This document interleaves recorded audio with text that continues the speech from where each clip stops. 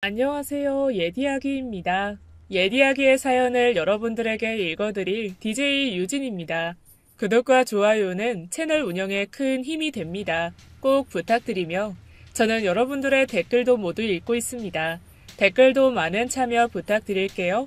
그럼 오늘의 사연 시작합니다. 혹시 탈무드라는 책을 읽어보셨나요? 그 책에서 인간의 눈과 코, 그리고 입의 위치가 생각하고 보고 또 느낀 뒤에 말을 해야 하기 때문이라고 했죠. 입이 가장 마지막에 달린 이유 역시 그만큼 말이라는 것은 실수하기 쉬우니 늘 신중해야 한다는 뜻일 겁니다. 하지만 주변을 둘러보면 꼭 한두 명은 말을 함부로 하는 사람들이 있잖아요. 저 사람은 생각이 없나? 아니면 눈치가 없나? 혹시 인성에 문제가 있나? 이런 의문들을 몰고 다니는 부류들이죠. 속담에 한마디 말로 천냥빚을 갚는다고 하는데 말 한마디로 빚은 물론이고 적을 만들고 다니는 사람들. 남이면 적당히 무시하고 살면 될 텐데 문제는 하필이면 그게 제 남편이라는 겁니다. 마치 브레이크가 고장난 25톤 트럭같이 꾹 다물려 있던 입이 터지는 순간 막을 방도가 없었죠. 말은 또 하필 어찌나 잘하는지 혈압이 오르고 너무 얄미워서 꼬집어 죽이고 싶을 때가 많습니다. 그래서 오늘 저희 남편에 대한 이야기를 해볼까 해서 컴퓨터 앞에 앉았죠. 안녕하세요. 먼저 제 소개를 하자면 저는 40대 중반의 주부이자 직장인이자 아내이자 딸아이의 엄마입니다. 어느덧 결혼 13년 차로 제 이름보다 누군가의 역할이 이제 익숙해졌죠. 이 나이가 되면 제 친구들도 그렇고 다들 20대, 30대에 자신을 그리워하는 것 같더라고요. 하지만 저에게는 그 시절에 그리 좋은 기억은 없습니다. 이유는 익명으로 사연을 보내는 거니까 정말 툭 까놓고 솔직하게 말씀드릴게요. 전 객관적으로 봐도 못생기고 뚱뚱합니다. 새끼 고양이, 새끼 강아지, 망아지들처럼 일단 태어난 지 얼마 안 된 아기들은 누구나 귀엽고 예쁘다는 그 어린 시절에도 그런 비슷한 말을 들어본 적이 없죠. 유모차에 통통한 몸을 싣고 다닐 때부터 사람들은 제 얼굴을 보면 놀라고 당황하다가 와, 아기구나, 애기다 라고 했다고 합니다. 예쁘지 않은 아이에게는 적어도 귀엽다는 말은 한다는데 전 그 정도도 될 수 없었다는 거죠. 그렇게 못생긴 아기는 학교에 다니면서 친구들에게 놀림을 당하게 되었습니다. 그러다가 못생김이 절정에 달하고 여드름까지 함께 폭발한 사춘기 시절 15살인가 16살에 속상해서 어머니에게 난 왜 이렇게 못생겼냐고 따져 물었었죠. 내 딸이 뭐 어때서? 눈도 크고 코도 높고 피부도 하얗고. 근데 조금 조합이 잘못된 것 같아. 배치가 잘못된 건가?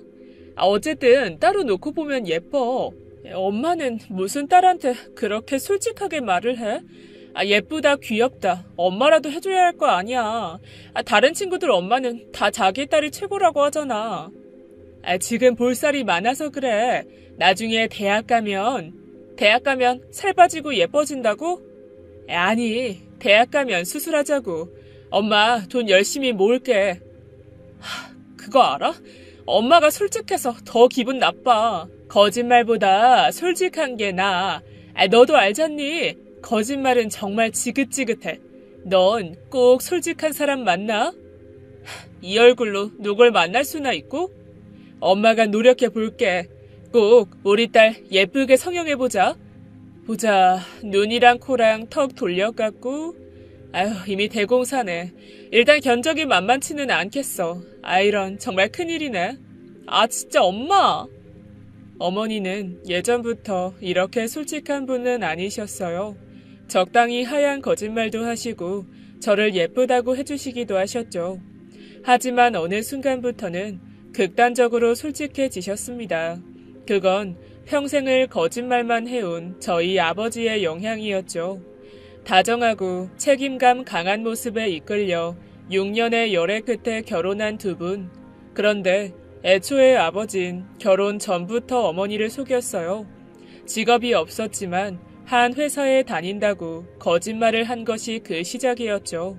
어찌나 거짓말이 유창한지 어머니는 오랜 연애 기간 동안은 물론이고 결혼 후 1년 정도는 전혀 눈치채지 못하셨다고 합니다. 출근을 하는 신용은 물론이고 직장 상사를 욕하기도 했죠. 또 카드와 대출을 해서 어머니에게 월급이라고 가져다 주기까지 했으니 알아차리긴 힘들었을 겁니다. 심지어 이 과정에서 어머니의 명의까지 써서 돈을 끌어쓴 거죠. 그러다가 결국 이 사실을 들켰지만 뱃속에는 이미 제가 있었고 어머니는 아버지를 억지로 용서한 제 만삭의 몸을 이끌고 일을 해야 했습니다.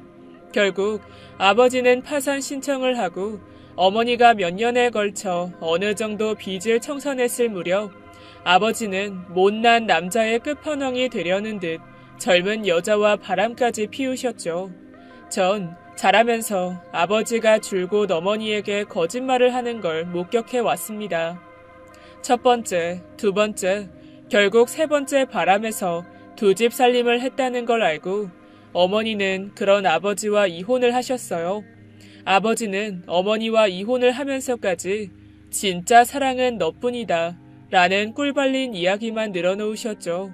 어머닌 그 뒤로는 거짓말이라면 치를 떠셨습니다. 저 역시도 그런 어머니의 영향을 받았어요.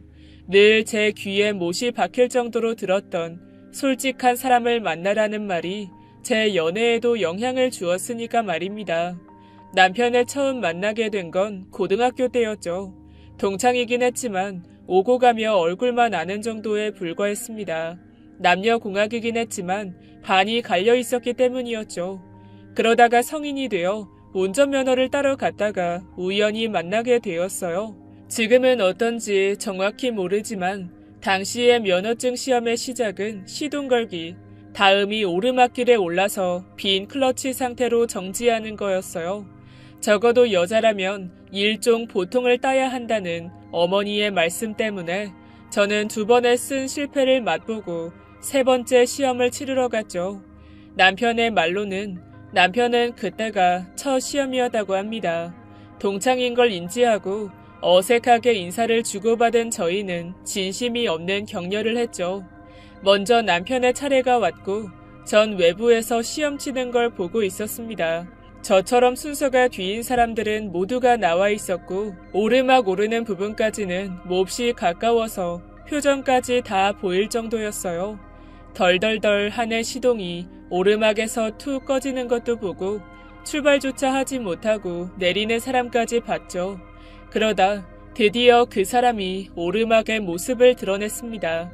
몇 초 경과 후인데 어쩐 일인지 앞으로 가지 못하고 있다가 차창 너머로 고개를 돌려 저를 보더니 쭉 뒤로 미끄러져 내려가서 대기하던 차를 박았죠.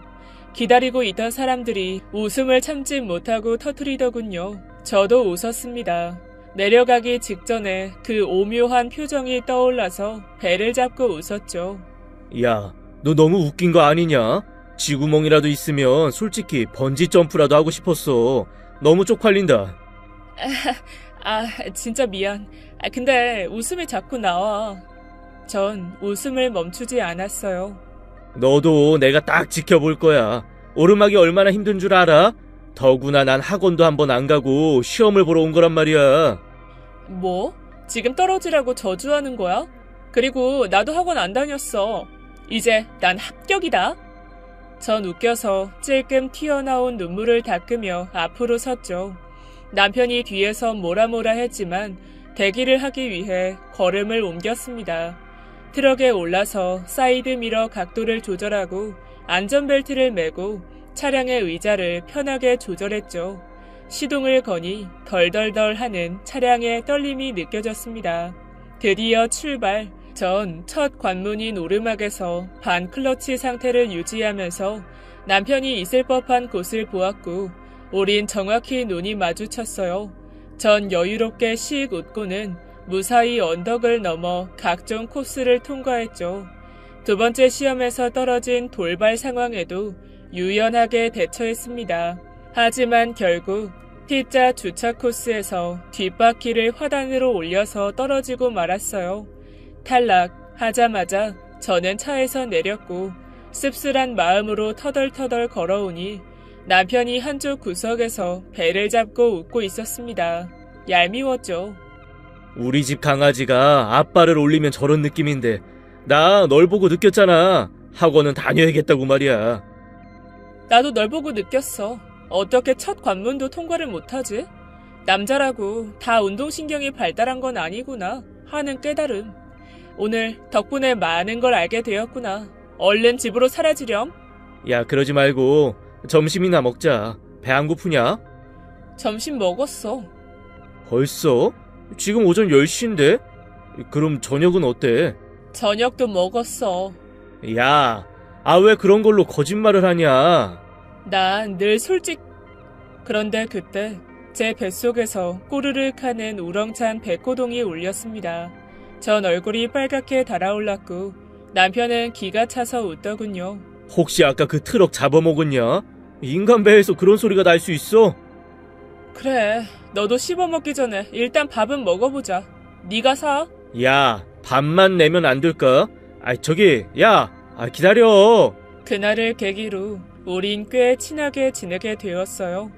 어린 남자 버전인 어머니를 보는 것 같은 기분이 들 정도로 솔직했기에 제법 잘 맞았죠. 잘 맞았다고 해야 할까, 면역이 있었다고 해야 할까, 정확히는 모르겠습니다. 어쨌든 그 친구가 막말을 해도 그다지 상처 입진 않았어요. 싫다는데 졸졸 쫓아다녔죠. 제가 좋아서? 아니요. 한 가지 확실한 건 남편에게는 친구가 별로 없다는 거였습니다. 성격 탓에 186, 187 정도의 큰 키에 제법 나쁘지 않은 체격과 외형을 가지고 있었지만 연애도 제대로 하진 못했죠. 그래서 저를 귀찮게 한 거였어요. 주변에 꽤 괜찮은 제 친구들을 소개해준 적도 있었지만 결과는 신통치 않았습니다. 너 내 직장 동료한테 코 수술한 거 물어봤다며? 미쳤냐? 소개팅하면서 그걸 왜 물어보는데? 멍청아. 내가? 아니야. 그 여자가 먼저 자기한테 궁금한 거 없냐고 나한테 억지로 물어보겠다니까. 진짜야, 맹세해. 내가 정말 궁금하지 않다고 말했는데 반강제로. 이 답답아. 그 말은 그냥 혈액형이나 키, 취미나 이상형 같은 거 물어보라는 거잖아. 왜 거기서 성형 상담을 하고 다 빠졌어? 수술한 병원이 어디냐고? 너 뇌에 뭐가 들어찬 거야? 물이야? 아니면 똥이야? 됐어. 앞으로 너한테 소개팅 절대로 안 시켜. 야, 그럼 난 앞으로 어쩌라고? 나 평생 솔로야. 나도 너 소개해주다가 친구관계, 인간관계 다 단절될 것 같아. 거기다 이번에는 직장 동료인데. 내가 진짜 쪽팔려서 이걸 때려 죽일 수도 없고. 그니까 네가 친구가 없는 거야. 그래, 넌 친구 많아서 좋겠다. 근데 너 모태 솔로지? 이게 진짜? 어쨌든 너 때문에 일하는데 불이익이라도 오면 가만 안 둬? 남편은 입술을 내밀고는 약 올리듯이 되묻더군요. 에베베, 가만 안 두면 어쩔 건데? 이쯤에서 남편의 성격적 결함이 어느 정도인지 다른 분들도 아실 것 같아요. 진지함이라고는 찾아볼 수 없을 정도로 장난기만 가득하고 저를 어떻게 놀릴지 밤새 연구하는 미친 과학자처럼 보였죠.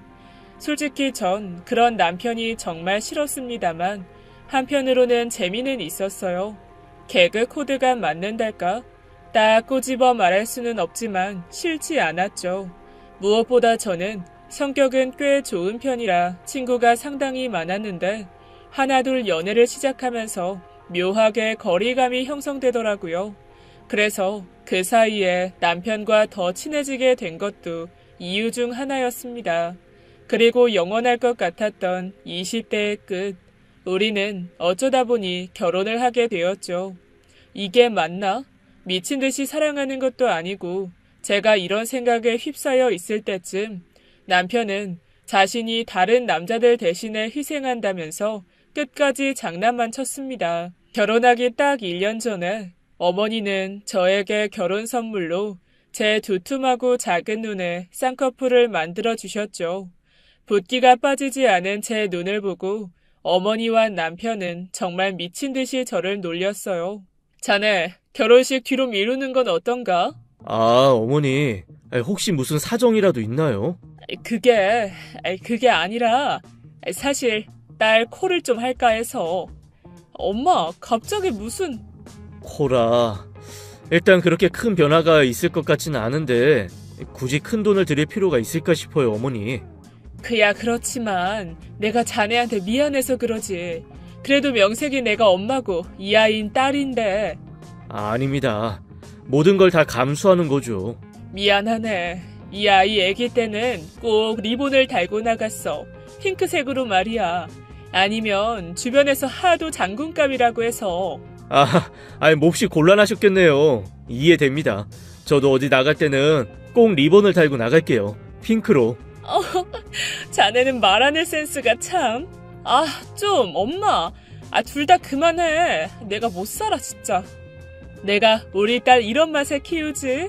저도 그래서 아내가 참 좋습니다. 하하 호호. 쿵 하면 짝 하는 어머니와 남편을 보고 있으면 어이가 없으면서도 웃음이 나왔습니다. 심지어 어머니는 남편을 굉장히 마음에 들어 하셨어요. 그게 어느 정도였냐면 당시 남편은 이직을 준비한다고 반백수나 다름이 없었습니다. 그런데 어머니는 사람 하나 믿고 결혼하라는 말까지 하셨을 정도였죠. 실제로 남편은 입만 다물고 있으면 꽤 괜찮은 사람이긴 했습니다. 뒤끝도 없고 책임감도 강했어요. 더구나 결혼을 할 때쯤에는 공기업에 합격하기까지 했죠. 신혼집은 서울 외곽에 방 2칸에 빌라 전세로 시작했습니다. 대출을 받지 않고 갈 수 있는 유일한 곳이었어요. 비록 굉장히 낡아서 손이 많이 가긴 했지만 저희는 꽤 잘 살았습니다. 저도 남편도 꾸준히 일을 하면서 허튼 곳에 돈을 쓰지 않고 알뜰하게 모았죠. 그렇게 5년, 저희 부부에게는 마침내 내 집이 생기게 되었습니다. 그때 얼마나 기뻤는지 몰라요. 드디어 우리 집이 생겼어. 아직 현관이랑 화장실 베란다 그리고 안방까지만 우리 집이야. 어쨌든 너무 좋아. 여기 주방도 싹 다 고치자. 나 정말 커다란 주방 가지는 게 소원이거든. 홈바 형식으로 만들고 조명도 아래로 달고. 방금 당신이 계획한 것 때문에 화장실이 날아갔어. 제게 장난만 치고 있는 남편이었지만 내심 좋아하는 게 눈에 보였죠. 와, 진짜 넓다. 뛰어다녀도 되겠어. 어떤 물고기는 어항 크기에 따라 몸집이 달라진대. 그러니 당신이 드디어 그 몸을 찌울 때가 된 거지. 내가 물고기야? 생선이야? 조류는 아니지. 돼지지, 돼지. 뭐? 돼지? 내가 놀리지 말랬지? 너 진짜 오늘 좀 맞자. 이리 와. 거실은 우리 집 아직 아니라니까. 때릴 거면 현관에서 때려. 아이, 움직이지 마. 이러다가 아래층에서 공사하냐고 올라오겠다. 됐어. 내가 저걸 남편이라고. 너 삐졌어? 진짜? 야, 무슨 그런 걸로 삐져. 나 혼자 있게 좀 내버려둬. 당신은 다른 방에서 이삿짐이나 풀어. 결혼 5년. 그때까지도 남편은 저를 놀리는 건 전혀 질려 보이지 않았죠. 거기에 어찌나 수다스러운지 옆에 있으면 귀가 따가울 정도였습니다. 하지만 그때 당시에 전 조금 힘든 상태였어요. 아이를 계획한 지 1년이 넘어갔지만 도통 들어서지 않았기 때문이었죠. 병원에서는 저에게 건강한 임신을 위해 살을 빼라고 권유하셨습니다. 그때 제 몸무게는 결혼 전보다 20kg가량이 더 쪘기에 이전처럼 남편의 놀림을 유연하게 대꾸하지 못하겠더군요. 자신감도 떨어지고 무엇보다 제 몸이 버겁게 느껴졌죠. 무릎도 아팠고 어깨도 굉장히 아팠습니다. 그러다 보니 자연스럽게 일의 능률도 떨어지고 사람들의 시선도 부담스러웠어요. 이런 문제들은 수면 장애로 이어지고 다시 우울증으로 바뀌는데 오래 걸리지 않았습니다. 뭐? 우울증? 약 먹어야 된대? 아니, 일단 상담만 계속 받으라는데? 당신 계속 돈 모으고 승진 때문에 스트레스 받고 결혼하고 5년간 그렇게 살아서 우울증 온 거 아니야? 그런가? 그런데 남들도 다 그렇게 살잖아. 난 절대로 그런 병 안 걸릴 줄 알았는데. 예전처럼 친구도 좀 만나고 해. 그럼 좀 나아질 거야. 집, 회사, 집 이렇게만 반복하면 누구라도 미치지. 당신은 그렇게 살잖아. 집, 회사, 집. 난 원래 좀 미쳤고, 그리고 내가 원래 좀 정신력이 강해. 남편의 조언에 힘입어 전 그간 연락을 거의 하지 못했던 친구들과 연락하기 시작했죠. 연락하는 건 어렵지 않았지만 문제는 만나는 거였어요. 불어난 몸무게를 감추기 위해 빨간 옷을 입었다가 흰 옷을 입었다가 결국 가장 날씬해 보이는 검은 옷을 골라 입고 동창회에 나갔습니다. 남편은 나가는 길에도 듬직한 장수가 출정을 한다면서 놀렸죠. 그래도 막상 만나고 나니 기분이 좀 나아졌습니다. 몸무게가 40kg에서 60kg이 된 것은 큰 변화처럼 보였겠지만 60kg이었던 사람이 80kg이 된 것은 그다지 크게 작용하지 않은 듯 했죠. 제 변화를 알고도 모른 척 해준 건지 신경 쓰지 않은 건진 몰라도 그 누구도 제게 뭐라고 하진 않았어요. 덕분에 편안하게 친구들과 만나서 수다를 떨었죠. 그 중에는 저처럼 일찍 결혼한 친구가 반, 또 결혼을 하지 않은 친구가 반이 있었죠. 아무래도 관심 주제가 다르다 보니 자연스럽게 그룹이 갈리더군요. 저희 그룹에 있는 친구 중에 하나는 결혼을 했다가 단기간에 이혼한 사람도 있었습니다. 그 친구와는 고등학교 3학년 때 같은 반이었는데 저와 그렇게 친하진 않았어요. 하지만 어떻게 알고 저희 결혼식까지 와주어서 새삼 고마움을 느꼈었죠. 연락처가 없어서 신혼여행에서 돌아와서 선물을 못 전해준 게 마음에 걸렸었는데 다시 만나게 되어서 기뻤습니다. 우린 많은 이야기를 나눴어요. 결혼하니까 넌 더 예뻐지긴 했다. 과자 안에 질소 꽉 넣어서 팔긴 해도 과자는 있잖아. 그게 무슨 말이야? 빈말도 양심껏 하라는 말이지. 과자는 좀 넣고. 전 나름 진지하게 말했는데 친구는 빵 터지더군요. 이래서 예전부터 너랑 친해지고 싶었어. 나랑? 믿기진 않았습니다. 왜냐하면 그녀와 저는 아주 달랐기 때문이었어요. 남자들에게 인기가 많았고 선생님에게도 예쁨 받는 그런 친구. 분명히 같은 공간에 있었지만 저와는 거리감이 있었던 친구이기도 했습니다. 숙제 뭐야? 숙제 좀 보여줄래? 체육은 실내래? 아니면 실외래? 이 정도의 대화가 저희 둘 사이에 있었던 대화의 전부였죠. 그랬던 친구가 저와 친해지고 싶었다는 말은 이질적으로 들리기에 충분했습니다. 그래도 대화가 나쁘진 않았어요. 곁에서 지켜보니 그 친구가 왜 이성에게 인기가 있는지 이해가 되었죠. 잘 들어주고 잘 웃고 무엇보다 예뻤습니다. 예전에도 예쁜 편이었지만 현대의술의 힘을 빌려서 더욱 업그레이드 된 거였죠. 내가 왜 이혼했는지 궁금하지 않아? 다들 가장 먼저 궁금해하던데 넌 왜 안 물어봐? 다 이유가 있겠지. 나도 가끔 이혼을 떠올리는데. 너희 남편 정확히 기억은 안 나는데 동창 맞지? 아주 정확하게 기억하는구나.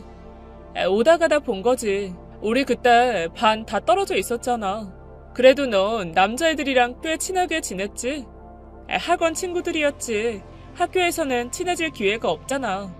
아, 학원이 있었구나. 될성 부른 나무는 떡잎부터라면서 학원에 보내주지 않았던 어머니가 머릿속을 스쳐갔습니다. 어쨌든 꽤 좋은 분 같던데 이혼이라니? 뭐 장난이지. 그냥 회사에 다니면 사직서를 가슴에 품고 다니듯 결혼하면 다들 이혼은 한 번쯤 꿈꿔보지 않니? 이유야 많지. 너 진짜 재밌다. 우리 동네도 가까운데 친하게 지내자. 그러자. 어떤 방법으로 일을 더 시킬까? 주인 의식을 가진 노예를 만드는 방법은 뭘까?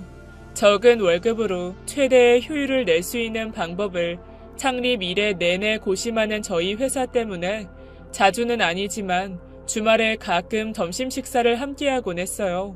이혼 후 이사 온 동네가 저희 집과 멀지 않은 곳이기도 했고 직장을 구하고 있는 상태라서 친구가 항상 시간을 맞춰주었죠.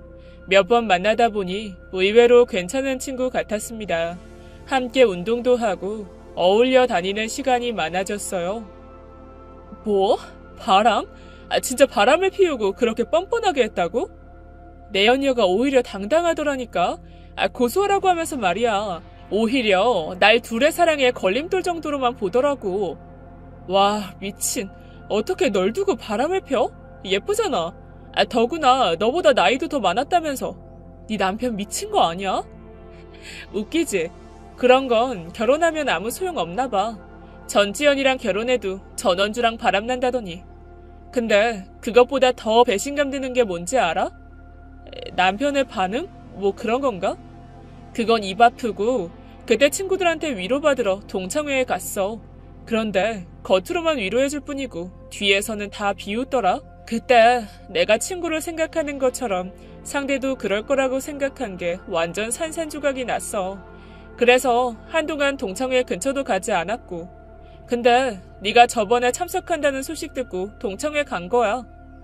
나 때문에 일부러? 친구는 고개를 끄덕였죠. 내가 말했잖아. 너랑 친해지고 싶었다고. 진짜거든. 내가 오늘 다 쏠게. 맛있는 거 먹자. 다 시켜. 맛있는 걸 사주는 친구는 진짜 친구라고 하는 저의 개똥 철학으로 저희는 급속하게 친해졌습니다. 오고 가다가 남편과 마주치기도 해서 셋이 식사도 함께 했죠. 어디에 내놔도 부끄러운 남편이라서 솔직히 보여주고 싶진 않았습니다. 저를 놀리는 걸 멈추진 않을 것 같았거든요. 처음에는 존대를 하며 적당히 예의를 차렸는데 동창인 걸 인지하고는 말을 놓더니 역시나 망할 남편은 저를 놀리기 시작했죠. 눈빛에 장난기가 둥근 달처럼 떠오르는 걸 보고 전 망했음을 직감했습니다. 적어도 친구 앞에서까지 놀림받는 건 싫었으니까요. 내가 둘이 같이 식사하지 말라고 했잖아. 왜? 또 뭐? 전 발끈해서 조용히 해? 라고 입모양으로 말하며 되물었죠. 네가 다 빼앗아 먹는 것처럼 보이잖아. 진짜 그 입 좀 안 다물어? 친구는 그 말에 반응하며 크게 웃었어요. 덕분에 싸움으로 번지지 않고 분위기가 풀렸죠. 왜 이렇게 재밌어? 둘이 진짜 재밌게 사는 것 같아. 와, 야 너는 내 개그를 잘 이해하는구나. 둘이 이야기하는 거 꼭 시트콤 같아. 재밌어. 둘이 운동 같이 다닌다고 했지? 다이어트 할 필요 없다는데도 요즘 너무 무리하는 것 같아. 먹는 것도 영 시원치 않고. 보는 내가 우울할 지경이야. 살 빼야지. 뱃살 어쩔 거야. 난 당신의 1g도 사라지는 걸 원하지 않아. 전 남편의 희죽거리는 입을 한 대 때렸습니다. 놀리려고 하는 거 다 알아? 하지 마. 맞다. 내가 직장에서 아는 형이 있는데 소개받을래? 그건 좋네. 어때? 직장? 직장이 어딘데? 내가 전에 말했었잖아. 공기업 다닌다고. 아니, 전 직장인데 중소기업이야. 형 괜찮아. 딱히 누굴 만나고 싶은 마음은 없었는데. 그럴까 그럼?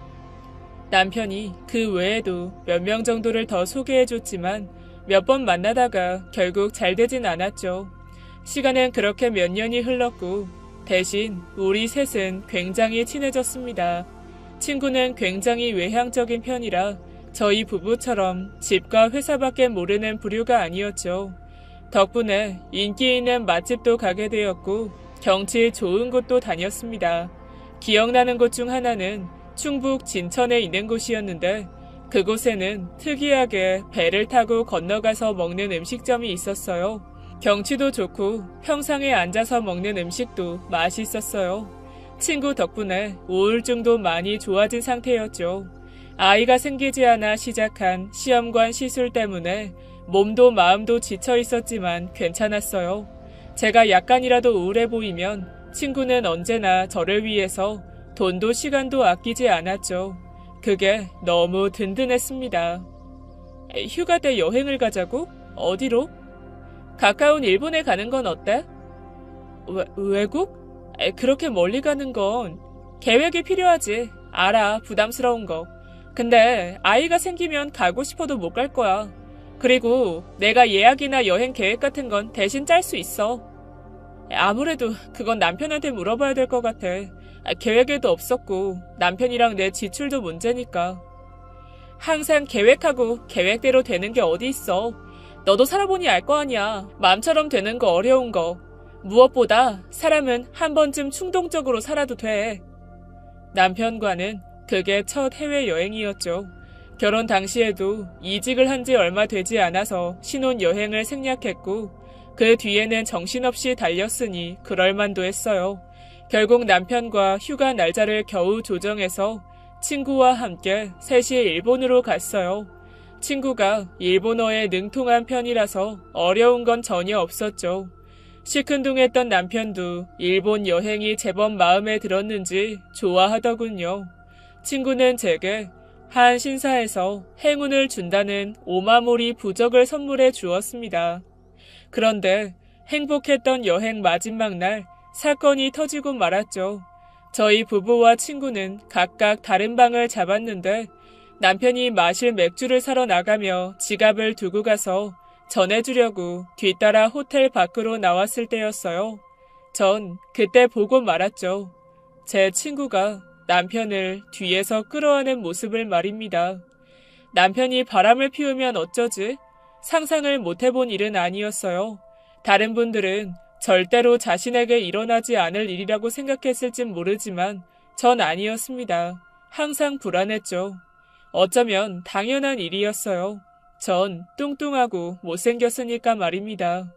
가슴이 쿵쿵 뛰는데 전 그 자리에서 아무것도 하지 못하고 호텔로 돌아와 아무 일도 없었던 것처럼 앉아 있었죠. 얼마 안 가 남편이 지갑을 가지러 다시 왔더군요. 그리고 다시 말없이 나갔습니다. 10분, 20분, 40분 시간이 흘러갔고 불쾌한 상상들이 제 머릿속을 헤집어 놨지만 제가 할 수 있는 건 아무것도 없었죠. 제 자신은 머리채를 잡거나 소리를 지르지도 못할 거라는 걸 알고 있었습니다. 한참 후에 돌아온 남편이 말없이 맥주를 마시고 있는 모습을 봤죠. 그 솔직한 사람이 제게 어떤 말도 하지 않았다는 사실이 더 충격적이더군요. 왜? 당신 나한테 무슨 할 말 있어? 아니야. 밥은 먹었어? 여행이 끝나고 집으로 돌아와서도 저는 남편이 입을 열기를 기다렸어요. 밤새 한숨도 못 자고 뒤척이면서 말이죠. 남편의 상태도 좋진 않았어요. 마치 얼빠진 사람처럼 텅 비어 있었습니다. 예전처럼 저를 놀리지도 않았고 장난기로 꽉 차있던 두 눈에는 근심이 가득해 보였죠. 전 홀로 깊은 늪으로 들어가고 있었습니다. 먼저 말을 꺼낼 수도 없었어요. 바보 같은 짓인 걸 아는데 제가 말을 하는 순간 끝이 나는 게 두려웠거든요. 끝이 아닐 수도 있잖아 하고 생각하는 사람들도 있겠지만 제가 그런 생각을 한 건 이미 제 안에서 결정이 나 있었기 때문이었죠. 누구라도 훨씬 예쁘고 성격도 좋은 친구를 선택했을 테니까 말입니다. 남편보다 먼저 입을 연 건 제 친구였죠. 연락을 받지 않는 저를 집 앞에서 기다리고 있더군요. 나 피하는 거 맞지? 너 맞구나? 그때 본 거. 무슨 말이야? 호텔 앞에서 난 너 봤거든. 혹시나 했는데. 무슨 소린지 모르겠다. 전 순간 당황해서 친구를 피하려고 했어요. 그런데 안으로 들어가려는 순간 친구가 뒤에서 나직하게 이렇게 말했죠. 네 등치가 숨는다고 숨겨지는 수준은 아니잖아. 왜? 안 봤다고 하면 사실이 아닌 것처럼 될까봐? 진짜 미련하다 너. 진즉에 알긴 알았지만 말이야. 전 양 주먹을 꽉 쥐고는 천천히 돌아섰어요. 그래. 봤어. 근데 너 왜 이렇게 당당해? 부끄러울 건 뭐가 있어? 내가 말했잖아. 너처럼 계획적이지 않은 사람도 있다고. 한 번쯤은 즉흥적으로 내 감정에 따라 사는 거 그거 나쁘지 않다고 말이야. 그리고 내가 그랬어. 내가 먼저 고백했고 좋아한다고 말하고 안았어. 그 사람 유부남이야. 내 남편. 나랑 결혼했다고. 그래서? 그게 뭐 어떤데? 유부남은 한 명만 만나야 돼? 너는 남편이 바람펴서 이혼했다면서 어쩜 얼굴색 하나도 바뀌지 않고 그렇게 말을 해? 너도 나랑 같은 마음이었다면 이런 식으로 말하는 건 아니지.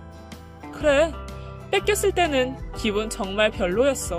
밟아 죽이고 싶었어. 그 여자랑 내 남편 둘 다. 난 절대로 그런 여자가 되고 싶지 않았고 사실이야. 근데 막상 입장이 바뀌니 알겠더라. 왜 남의 남자를 빼앗는지. 뭐? 너 정말 미쳤구나. 일종의 검증이지. 네가 네 남편이랑 오래 산 만큼, 행복한 만큼, 그리고 어느 정도로 사는지에 따라서 그 남자가 검증을 받았다는 마크 같은 게 찍히는 거야.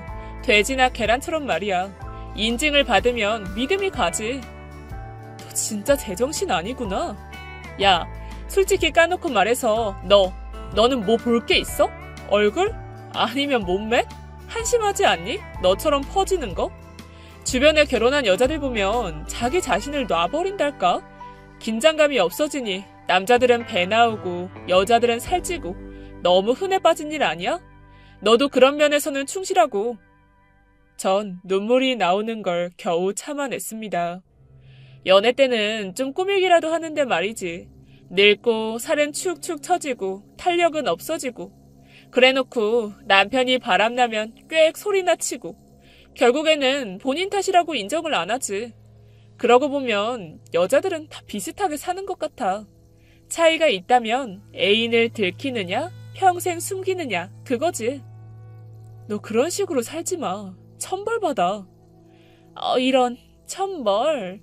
넌 그럼 무슨 죄를 지어서 그렇게 못생겼니? 너 이런 애였어? 친구는 씩 웃으면서 고개를 끄덕였어요. 내가 먼저 고백했어. 너희 남편이 뭐라고 했는지 궁금하지 않니? 글쎄, 생각을 해보겠다고 하더라. 남자들 진짜 단순하지. 근데 난 기다리는 건 별로라. 빨리 끝내고 싶어서 그래서 왔어. 생각해본다니 너무 충격적이라서 몸이 가만히 있는데 흔들릴 정도였죠. 전 겨우 숨을 몰아쉬면서 정신을 다잡았습니다. 버티자 하면서 입술을 깨물어서 피맛이 났죠. 내가 이혼 못 해주겠다면? 하지마. 그깟 서류? 난 상관없거든. 어디 한번 끝까지 버텨봐. 솔직히 너랑 나랑 레벨 차이가 있는데 그 사람 너한테는 솔직히 좀 과분하다는 생각 안 해봤니? 직업도 좋고 외모도 준수하고. 몸이 휘청거렸습니다. 그리고 저는 다리에 힘이 풀렸어요.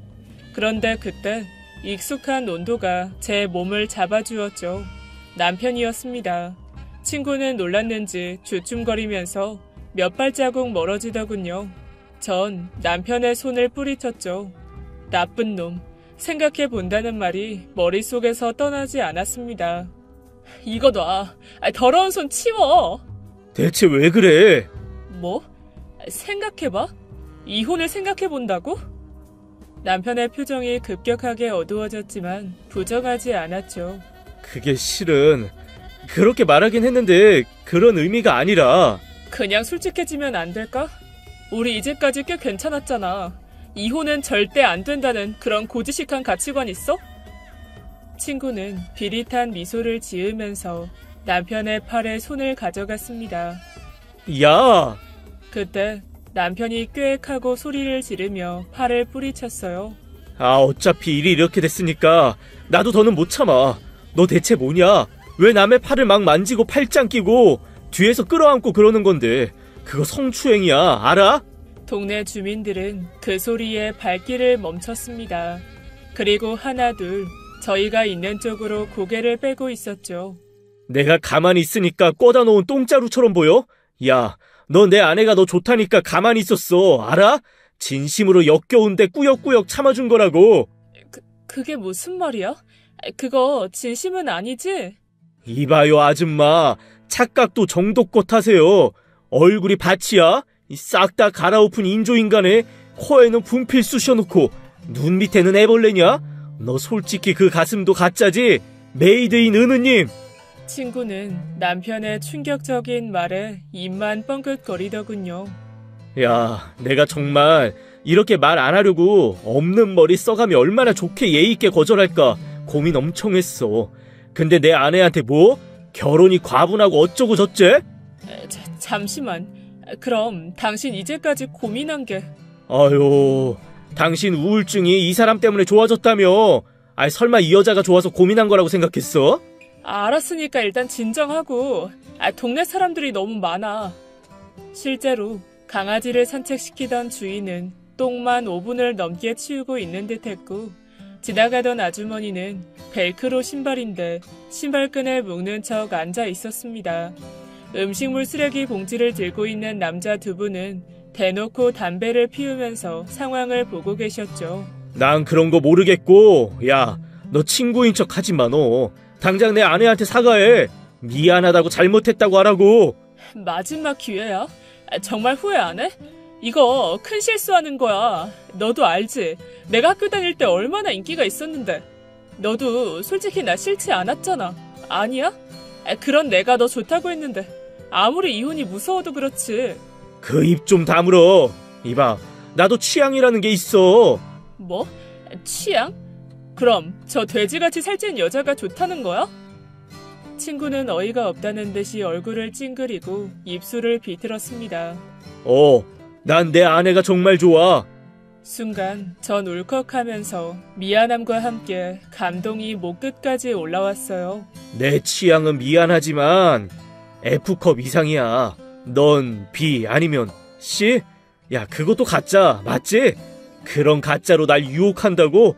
어이가 없다 정말.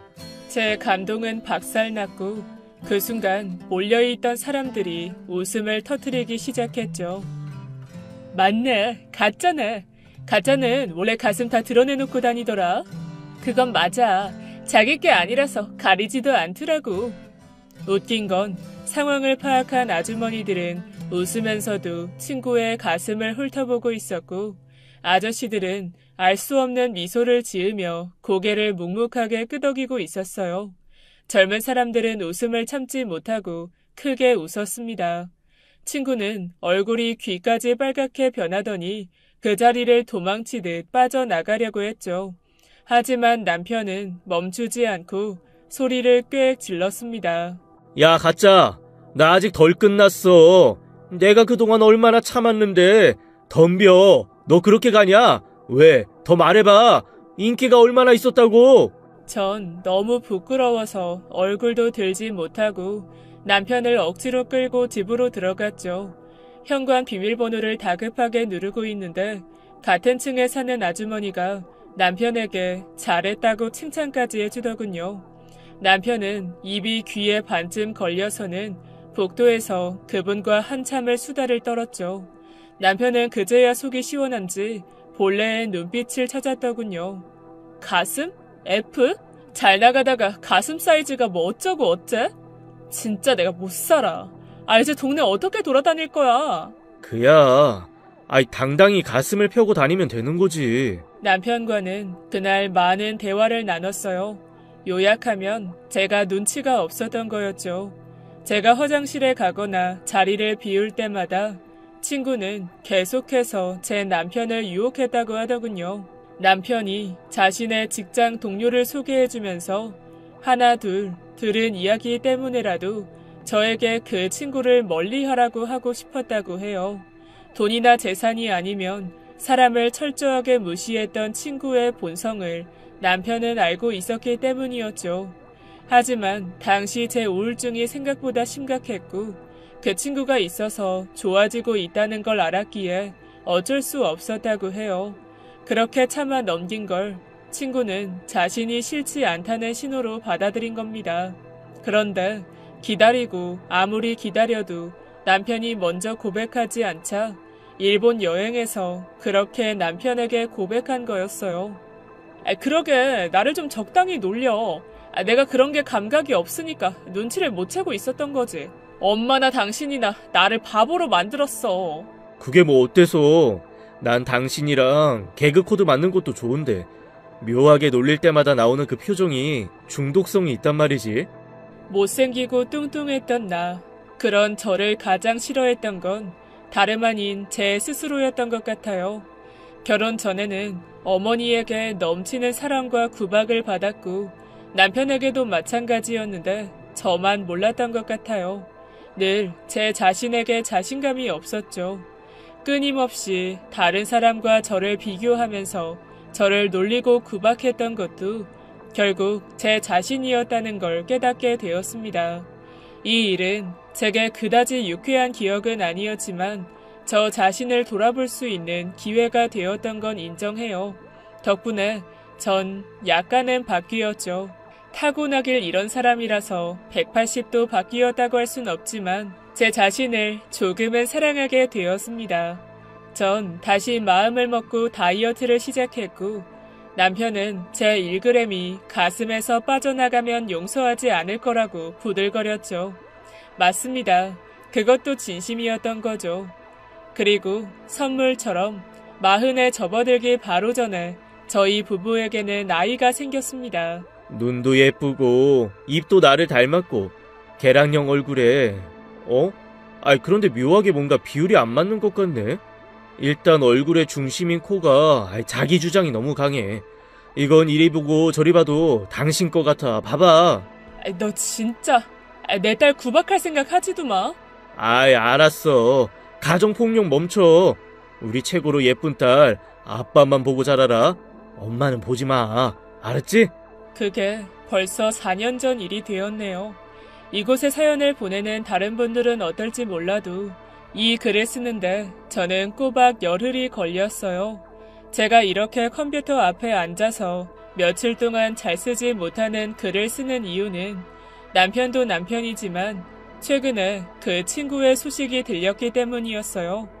동창회에서 만난 다른 친구의 남편과 바람이 났다는 충격적인 행보였죠.